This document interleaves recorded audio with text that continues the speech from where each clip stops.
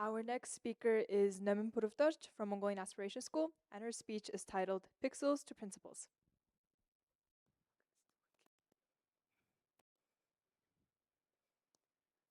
My name is Neming, and I have a question for you. How do you know what is right and what is wrong? The thing is that when we grow up, our parents, our teachers, friends, they all tell us what is right and what is wrong. And even beyond that, there's religion, social media, and sometimes even the government contributing to our understanding of what we call ethics. I'd like to think that ethics is a tool that we use in pursuit of a good and, most importantly, a happy life. And our ethical codes are updated through for what is called culture wars. And during those culture wars, it takes place during extreme technological or social transitions. And as technological developments continue to be more rapid and more faster, it more than often leaves its ethical considerations behind. According to Reid Hoffman, the co founder of LinkedIn, if we merely lived up to our scientific classification, Homo sapiens, and just sat around thinking all day, we'd be much different creatures. A more fitting name would be Homo techni, humans as tool makers and tool users. The story of humanity is the story of technology. When computational science and information technology just began developing around the 1980s, if you were to be in computing, you would have had to be a computer scientist. But today, 50 years later, you're in computing if you're an architect. You're in computing if you're a physician. You're in computing if you're a librarian. It's inevitable. From engineers to entrepreneurs, technological advancements are changing how architects think about buildings, how surgeons think about bodies, and how teachers think about teaching. And in all of these scenarios, the challenge is to deeply understand the personal effects of technology in order to make it better and ethically serve our human purposes. Let's take AI chatbots and image generators as an example.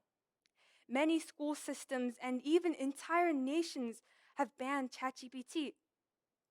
Multiple online image multiple online art communities have banned users from uploading images created using AI.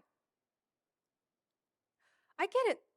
Learning to write an essay from scratch is a time honored way to develop critical thinking, organizational skills, and most importantly, personal expression. Creating vivid and beautiful imagery one painstaking brushstroke at a time, is perhaps the epitome of human creativity. But what if what if teachers use ChatGPT to instantly personalize their lesson plans? Isn't personalizing those lesson plans makes it more convenient for the students to learn, therefore more humanizing?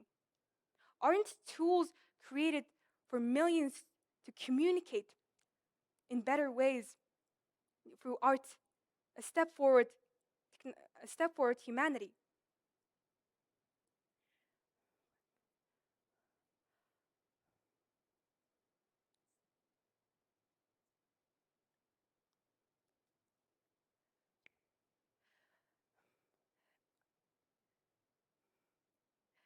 Artificial intelligence is has its ethical has its fundamental ethical considerations. And although it is beneficial for humanity for it to be efficient, it's crucial to not to confuse efficiency with morality. For example, people can create efficient weapons. Those efficient weapons can kill people, kill people efficiently and destroy things efficiently. That doesn't mean that it's good or will be used for good. So many businesses and organizations around the world use AI. Use AI for what they use AI with the purpose that is not best for everyone. But they aim for something good. Though something good is good marketing, good advertisement, good uses of our data, and ultimately good profit. Is this the most impactful way of using technology? Are we aiming towards good use, or are we aiming towards lower standards for those goods? When artificial intelligence and cyber attacks become more prominent, it is important to realize that there are almost 2,200 cyber attacks being committed every single day. Let's visualize this. Let's say you go to a countryside and stare at the clear night sky. That is how many stars you can count up to without any telescopic aid. 2,200 stars, 2,200 cyber attacks, which roughly means one attack per 39 seconds. And it's been much more than 39 seconds since this event has started. So maybe during this time, your Gmail account got hacked, or your social media account has been deleted, or maybe even classified information from FBI or White House has been leaked, which will now begin the next World War. Whatever it is, these are just small examples of the consequences relating to unethical uses of technology. In May of 2017, a global epidemic ensued. Not medical, not economical, but far worse, as it impacted both of these sectors immensely. The WannaCry ransomware caused 230,000 computers worldwide to get infected and be held hostage by their files. Most of these computers were used in medical purposes, which left many millions of people in need for urgent medical care. And further, for United Kingdom, it cost them 100 million pounds for damages. And it's only one country.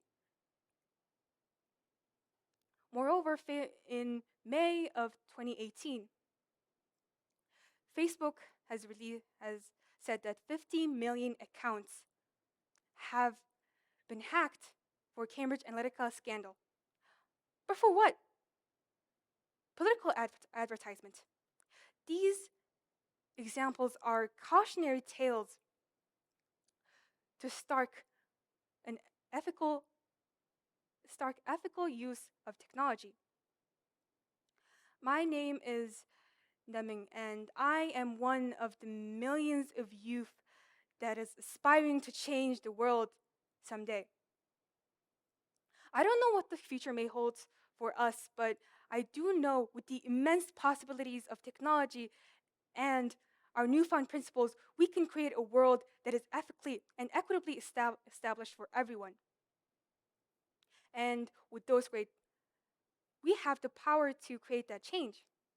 And after all, with great power comes great responsibility. Thank you.